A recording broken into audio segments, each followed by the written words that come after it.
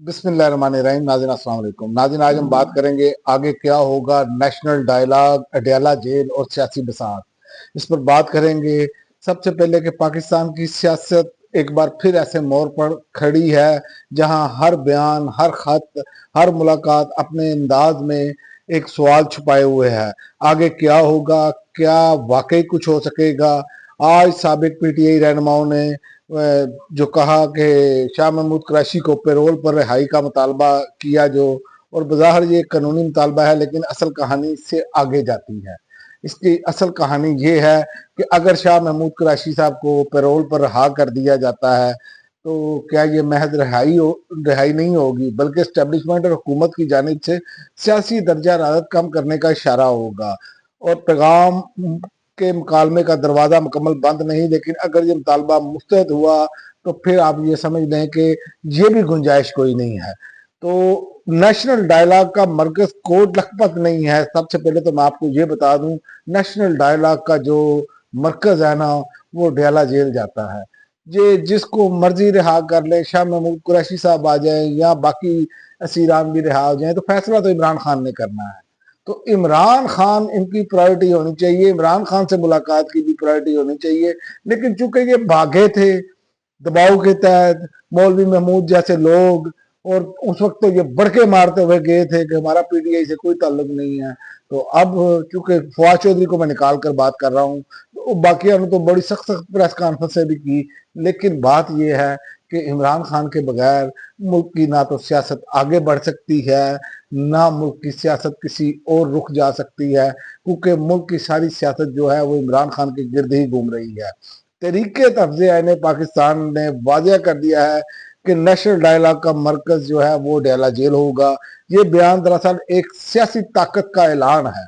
सियासी ताकत चूंकि स्ट्रीट मूवमेंट शुरू हो चुकी है और उसकी मोबिलाइजेशन शुरू कर दी गई है, मतलब साहब है कि मुज़ाकरात वहीं होंगे जहां इमरान खान मौजूद हैं, फैसले वही माने जाएंगे जिन पर बराह रास्त इमरान खान की रजामंदी होगी। ये बात हुकूमत और एस्टेब्लिशमेंट दोनों के लिए एक मुश्किल पैगाम है, याद रखें, क्योंकि इमरान खान अपने मौकफ से पीछे हटने के लिए तैयार नहीं। तो लिहाजा उनके साथ बैठना है तो सबसे पहले तो बात यह है कि हुकूमत जैली मैंडेट पे बैठी है, यहाँ तो इलेक्शन की तरफ जाना पड़ेगा, तो यहाँ फिर ये मैंडेट वापस देना पड़ेगा। तो ये दोनों सूरतों में आगे कुआं पीछे खाई, या आगे कुआं कह ले और पीछे पीटीआई, तो ये सूरत हाल है इनके लिए। और कौन इमरान खान का तर्जमान है, असल बात यह है कि तरीके इंसाफ ने भी ये दो टोक कह दिया है।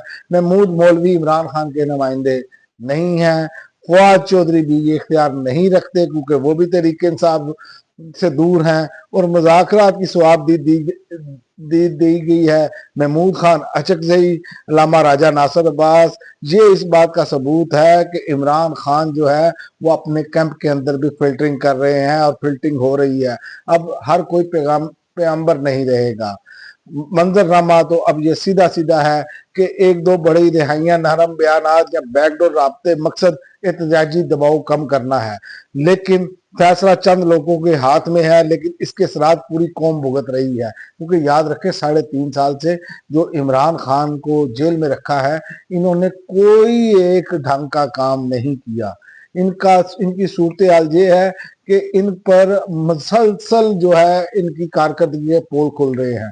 मसलन मैं आपको ये बता देता हूं कि आज ही की खबर है कि जो 5 माह में हुकूमती कर्जों में 558 अरब रुपए का इजाफा किया गया है। हुकूमत ने रवा माली साल के पहले 5 माह के दौरान मजबूरी तौर पर 858 अरब रुपए का कर्जा लिया। सरकारी दस्तावेजात के हवाले से बताया गया कि सिर्फ नवंबर के महीने में 144 अरब रुपए का कर्ज लिया गया, जबकि गुज़श्ता माली साल इसी अरसे में 741 अरब रुपए का कर्ज लिया गया था।